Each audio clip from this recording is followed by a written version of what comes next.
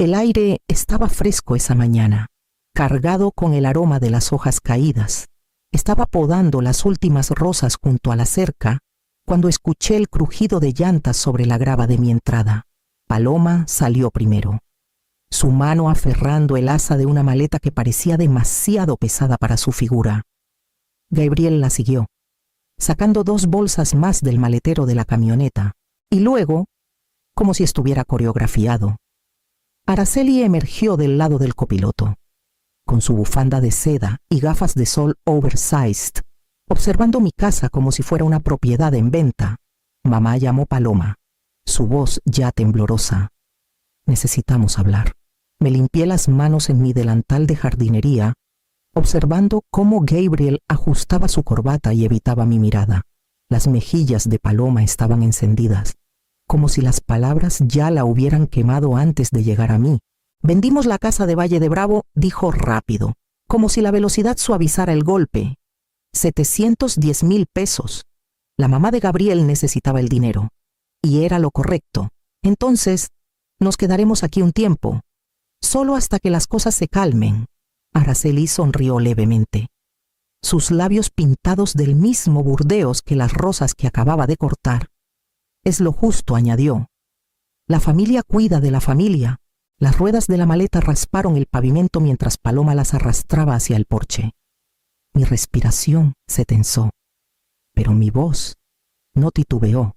No. Paloma parpadeó, su rostro descompuesto. Gabriel se movió incómodo, mirando hacia su madre, quien alzó la barbilla con un desdén ensayado. Las hojas crujieron arriba. Un aplauso silencioso a la línea que acababa de trazar.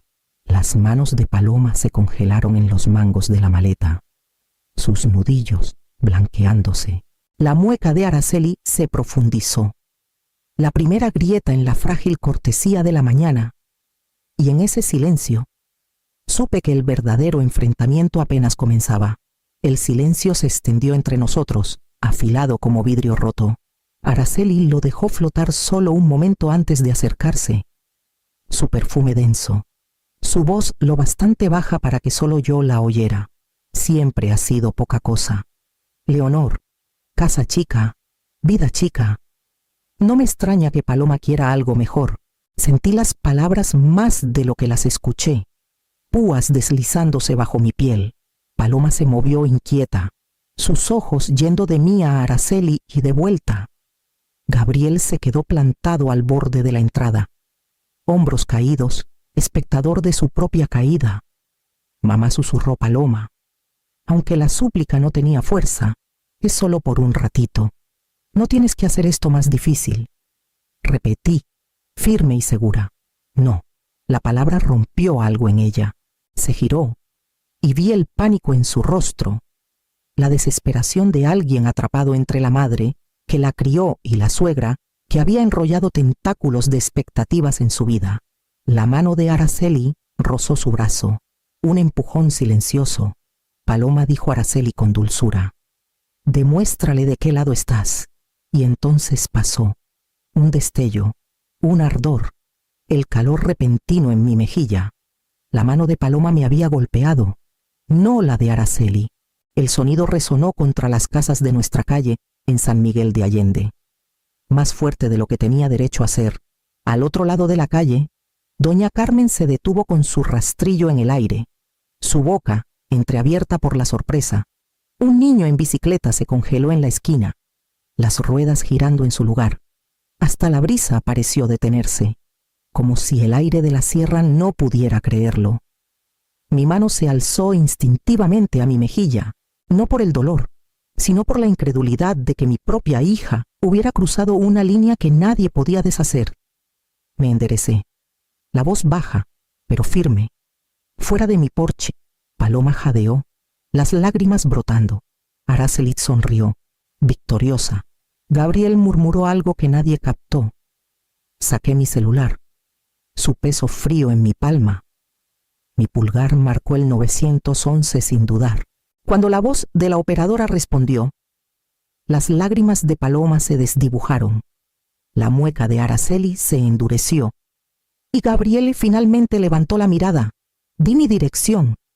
Mi voz era firme, mi mano no tembló, y para cuando colgué, supe que esto no terminaría en mi entrada. La casa se sentía vacía después de que el patrullero se fue, sus luces rojas desvaneciéndose por la calle. Me quedé en la ventana más tiempo del que debía. El ardor en mi mejilla, ahora tenue, pero quemando por dentro.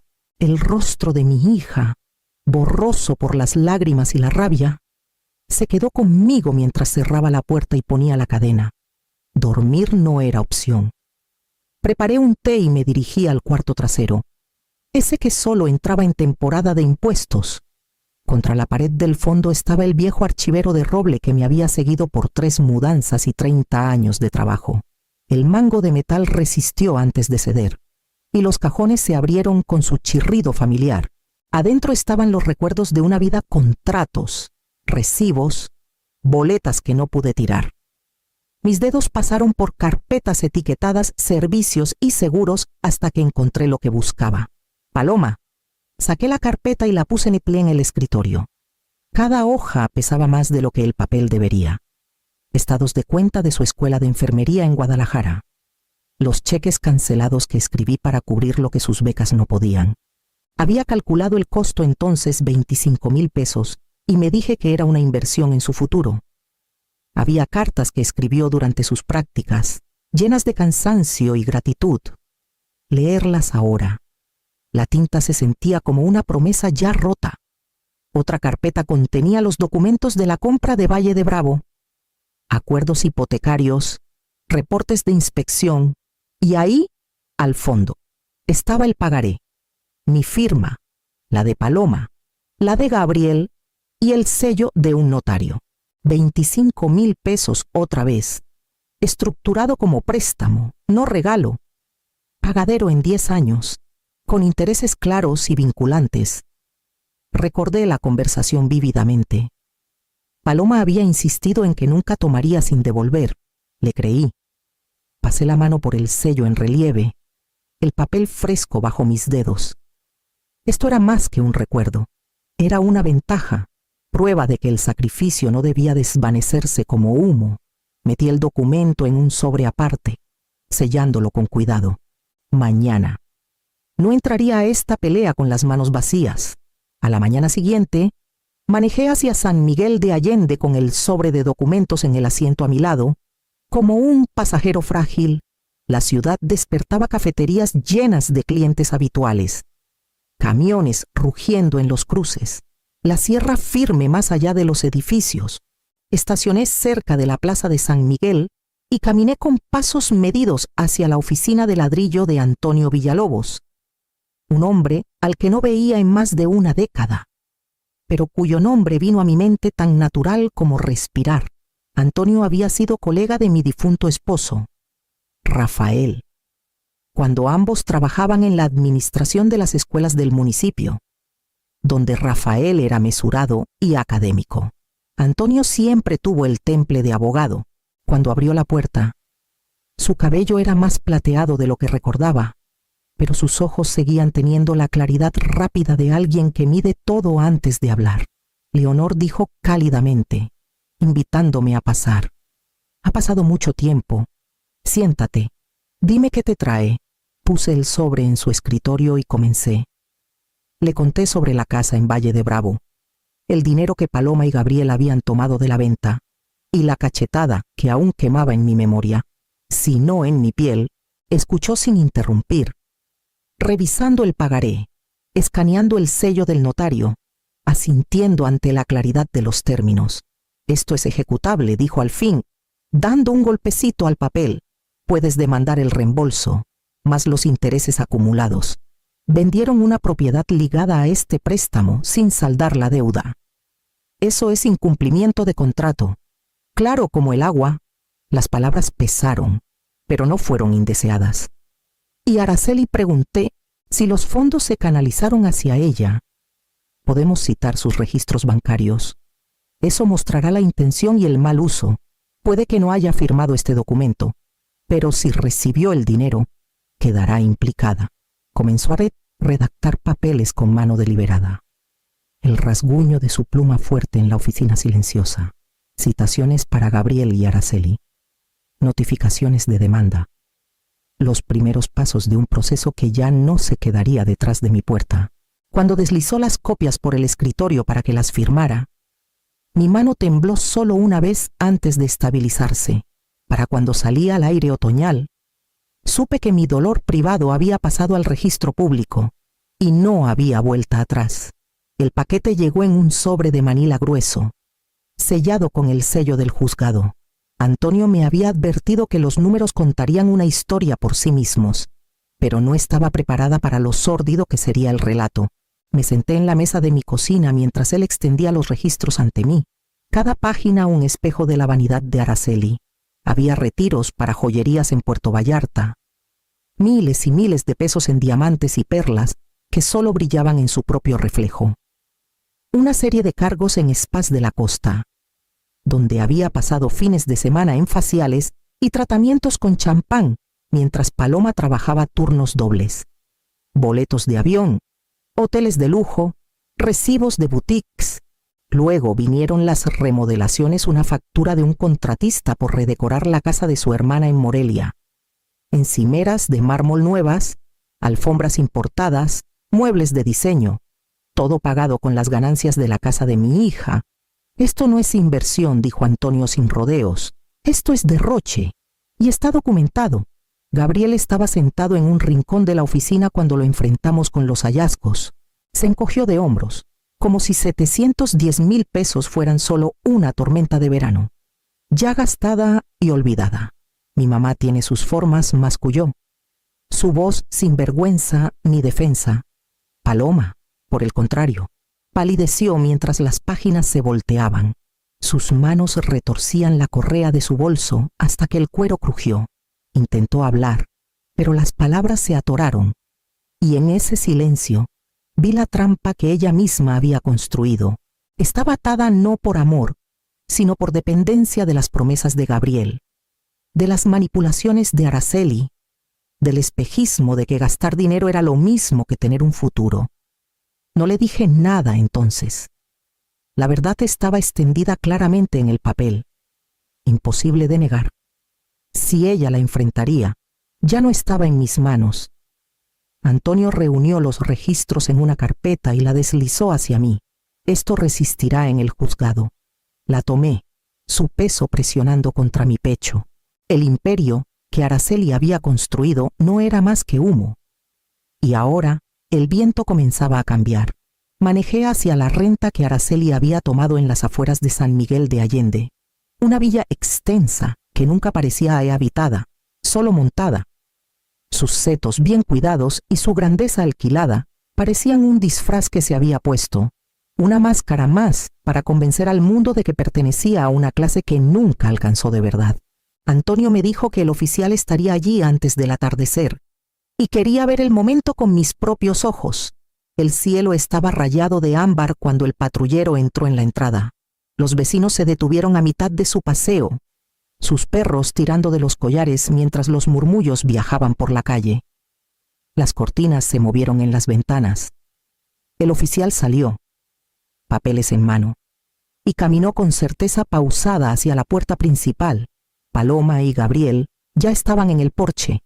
Las manos de Paloma temblaban mientras se aferraba al barandal.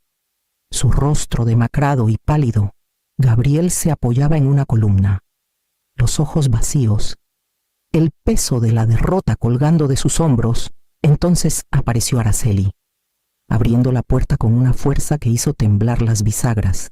Llevaba una bata de seda, aunque la noche estaba fresca, y su lápiz labial estaba recién aplicado, como si se hubiera preparado para un escenario que creía poder dominar.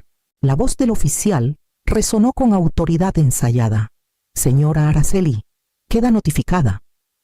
Las palabras cortaron más que cualquier insulto que yo pudiera haber dicho. Araceli arrancó el sobre, lo abrió y escaneó la primera página antes de que el color se desvaneciera de su rostro. Su voz se alzó, chillona, resonando en el tranquilo cul-de-sac. Esto es acoso, mentiras. ¿Creen que pueden humillarme frente a extraños? Paloma se estremeció ante el sonido. Gabriel miró a otro lado. Los vecinos murmuraron, sus ojos fijos en el espectáculo que se desplegaba ante ellos. Me quedé cerca de mi coche, firme. Esa mañana ya había cambiado las cerraduras de mi casa. Ya había instalado las pequeñas cámaras sobre el porche y la puerta trasera. No me volverían a tomar desprevenida. Araceli arrojó los papeles a los pies del oficial, pero el gesto solo subrayó cómo su poder se desvanecía.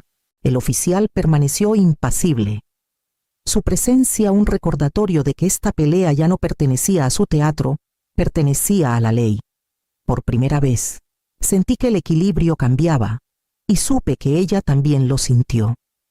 Paloma llamó 2 días después de que se entregaron los papeles. Su voz era débil, como una cuerda estirada demasiado tensa. Podemos vernos en algún lugar lejos de la casa. Sugerí el comedor antiguo cerca de la carretera a Querétaro. Ese con asientos rojos agrietados y un letrero de neón que nunca parecía encenderse del todo. Ya estaba ahí cuando llegué, mirando una taza de café que se había enfriado, sus hombros encorvados, el cabello recogido descuidadamente, como si el esfuerzo de aparentar finalmente se hubiera derrumbado.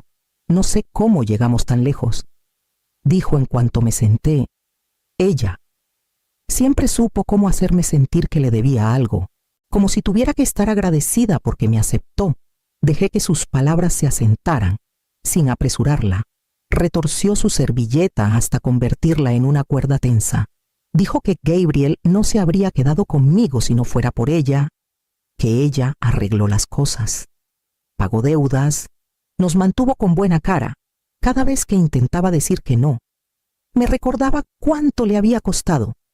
Mencionaba la casa, la boda, incluso la vez que compró despensa cuando a Gabriel le recortaron horas. La confesión salió a tropel. Cada línea una piedra que había cargado demasiado tiempo. Recordé a mi hija a los 10 años, temblando después de un recital de piano fallido, segura de haber decepcionado al mundo. El mismo miedo brillaba en sus ojos ahora. Paloma, dije suavemente, ella no es tu dueña. Eres adulta. Tomaste decisiones, pero puedes tomar otras ahora. Sus labios temblaron. Si me pongo en su contra, me cortará. Le dirá a Gabriel que lo traicioné. Ella ya lo ha hecho, interrumpí. Te quitó tu dinero, tu casa, tu paz. ¿Qué más puede quitarte? La elección es tuya. O te haces responsable conmigo, o te quedas con ella. Pero no puedes estar en ambos lados. Los ojos de Paloma se llenaron, pero no respondió. Solo asintió levemente, como si estuviera de acuerdo consigo misma más que conmigo. La mesera rellenó nuestras tazas, el vapor subiendo entre nosotras como una tregua frágil. Sabía que su silencio no era rendición, sino el preludio de la decisión más difícil de su vida, una que nos seguiría hasta el juzgado. El juzgado olía ligeramente a pulimento y papel, una mezcla de orden e historia impregnada en sus paredes. Me senté en la mesa de la demandante junto a Antonio, mis manos apretadas en mi regazo. Al otro lado del pasillo, Araceli entró con su abogado, su cabello peinado en su usual casco de control, sus labios curvados en una sonrisa que no engañaba a nadie. Paloma y Gabriel la seguían, pareciendo niños atrapados entrando por la puerta equivocada. La jueza Elena Rivas entró, su mazo golpeando una vez, y el aire cambió. Antonio comenzó con el pagaré, lo levantó, el sello y las firmas claras.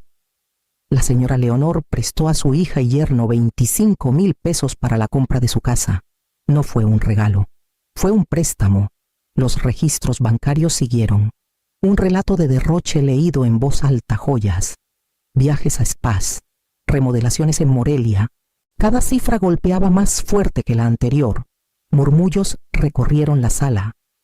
Luego vino el testimonio de los vecinos. Doña Carmen tomó el estrado, su voz firme mientras describía lo que vio ese día en mi entrada a los gritos, mi negativa, el momento en que la mano de Paloma tocó mi mejilla. Gabriel miró al suelo. Paloma se limpió los ojos con un pañuelo arrugado. Araceli intentó pelear, bajo interrogatorio, afirmó que el dinero era suyo por derecho, que las deudas familiares se entendían y nunca debían cumplirse. Pero el rastro de papel la acorraló. Su voz titubeó. La máscara se quebró. Cuando fue el turno de Paloma, tembló al admitir que firmó documentos que nunca leyó, confiando en Gabriel y Araceli para manejar todo. La confesión cayó como una admisión, no de malicia, sino de rendición. La jueza Rivas se inclinó hacia adelante, su voz firme. Este juzgado falla a favor de la demandante. Se ordena el reembolso del préstamo con intereses. Además, las transacciones financieras de la señora Araceli serán referidas para investigación. El mazo golpeó de nuevo. Araceli palideció. Los hombros de Paloma temblaron y sentí el suelo cambiar bajo nosotros, sabiendo que el veredicto no era el fin, sino el comienzo de lo que vendría después. Las noticias viajaron más rápido de lo que esperaba. A las semanas del fallo, comenzaron a llegarme llamadas desde Morelia. Viejos conocidos de Araceli querían confirmar lo que habían leído en los expedientes, una a una. Surgieron historias: dinero prestado, promesas hechas, deudas abandonadas para la primavera. Las demandas se acumulaban contra ella en Morelia, cada una desprendiendo otra capa del imperio que había construido con crédito y encanto. Gabriel no tuvo mejor suerte. Sus negocios inmobiliarios, ya tambaleantes, colapsaron bajo el peso del escrutinio. La bancarrota fue su única opción. Escuché por Antonio que firmó los papeles en silencio, su arrogancia desvanecida, sus cuentas vacías hasta casi nada. Paloma vino a mí poco después, su rostro demacrado pero más claro de lo que había visto en años. Lo dejé, susurró, sus manos retorciendo un pañuelo. No puedo vivir en las ruinas nunca más. Habló de noches llenas de gritos, de la presión constante de Araceli, de despertar cada mañana con un nudo de miedo en el pecho. Una colega le había sugerido terapia, y por primera vez aceptó ir. Escuché. Herida pero no rota, y le ofrecí un lugar en mi mesa. Apoyo, le dije. No es lo mismo que rescate. Estaré contigo, pero debes dar tus propios pasos. Asintió, las lágrimas atrapadas en su garganta. La casa se sentía diferente con su presencia otra vez más silenciosa, tentativa, como si ambas estuviéramos probando si la confianza podía construirse desde pedazos rotos. Araceli, mientras tanto, se desvaneció en la oscuridad. La villa se vació. El coche fue embargado. Las líneas telefónicas llenas de acreedores en lugar de admiradores. Su nombre dejó de ser una amenaza para convertirse en una advertencia, susurrada en círculos que una vez la celebraron, y mientras Paloma comenzaba a reconstruirse, supe que el ajuste final de cuentas aún esperaba en el silencio de mi propio hogar. El invierno pasó tranquilo, de esos donde cada mañana se sentía como una hoja en blanco. Desde mi ventana veía el hielo derretirse en el jardín, tomando té de la misma taza que había usado por años. En el gancho junto a la puerta colgaba mi llavero, ahora más ligero que nunca. Solo quedaba una llave de latón, sus bordes suavizados por el uso, su peso firme en mi mano. Era más que la entrada a una casa, era la línea entre lo que permitía y lo que nunca volvería a permitir. Paloma comenzó a visitar los fines de semana, a veces con flores, a veces con nada más que silencio. Al principio, evitábamos las grietas, hablando del clima y el trabajo, pero poco a poco las palabras se volvieron honestas. Me contó sobre las sesiones de terapia, sobre sueños de una vida no medida por la aprobación de alguien más. Escuché, ofreciendo presencia en lugar de juicio, la confianza. Aprendí. Se reconstruye como un muro, ladrillo a ladrillo, sin prisa, sin forzar. Araceli se convirtió en un fantasma. Su nombre desapareció de las conversaciones. Sus deudas devoraron su imagen, y los susurros que alguna vez la halagaron se silenciaron. Ya no esperaba su sombra en mi puerta. Había quemado su propio humo. dejando solo cenizas en lugares que nunca tuve que barrer. Algunas noches me sentaba en la mesa de la cocina, los documentos ahora archivados ordenadamente, sin tocar, ya no los necesitaba como escudo o espada. Mi fuerza no estaba en los papeles, sino en la elección que había hecho de trazar límites y mantenerlos. Toqué la llave de latón, dejándola descansar en mi palma, fresca y segura. Las llaves abren puertas. Solo el respeto te deja vivir dentro,